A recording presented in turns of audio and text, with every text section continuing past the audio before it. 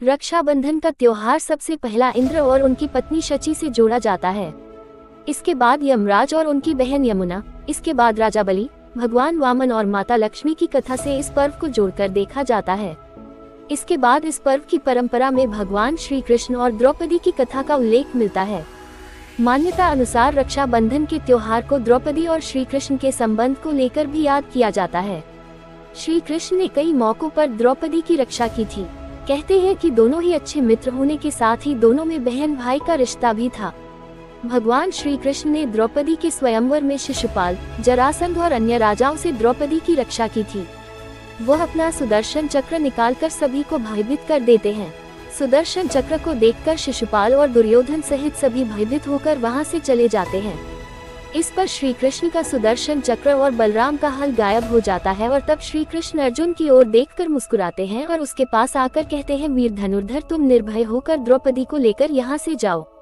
ये आज से तुम्हारी हुई, हम देखते हैं कौन तुम्हारा पीछा करता है।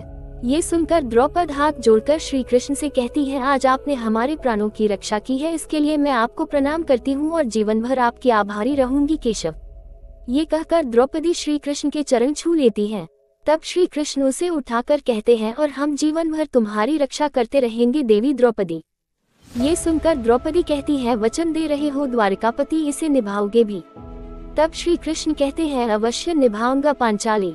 आज से मैं तुम्हें अपनी छोटी बहन मानता हूँ और वचन देता हूँ कि किसी भी सहायता के लिए जब भी मुझे याद करोगी तो हमें उसी क्षण अपने पास पाओगी। ये सुनकर द्रौपदी पुनः प्रणाम करती है तो श्री कृष्ण कहते हैं, सौभाग्यवती भव। इस तरह श्री कृष्ण ने द्रौपदी को बहन बनाकर उसकी हर मौके पर रक्षा की। कहते हैं कि युधिष्ठिर के राजसूय यज्ञ के दौरान जब शिशुपाल ने श्री कृष्ण का अपमान किया तो उन्होंने अपने सुदर्शन चक्र से उसका सिर काटकर उसका वध कर दिया था। इस कार्य के दौरान भगवान श्री कृष्ण की अंगुली में चोट लग गई तथा खून की धार बह निकली। ये सब द्रौपदी से नहीं देखा गया और उसने तत्काल अपनी साड़ी का पल्लू फाड़कर श्री कृष्ण के हाथ में बांध दिया, फलस्वरूप खून बहना बंद हो गया।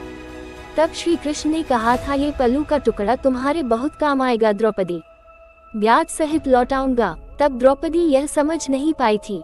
फिर कुछ समय पश्चात जब पांडव जुए में इंद्रप्रस्थ हार गए तब उन्होंने द्रौपदी को भी दांव पर लगा दिया। इस कारण दुशासन ने द्रौपदी को उसके बाल सहित पकड़ा और भरी सभा में चीरहरण के लिए ले आया।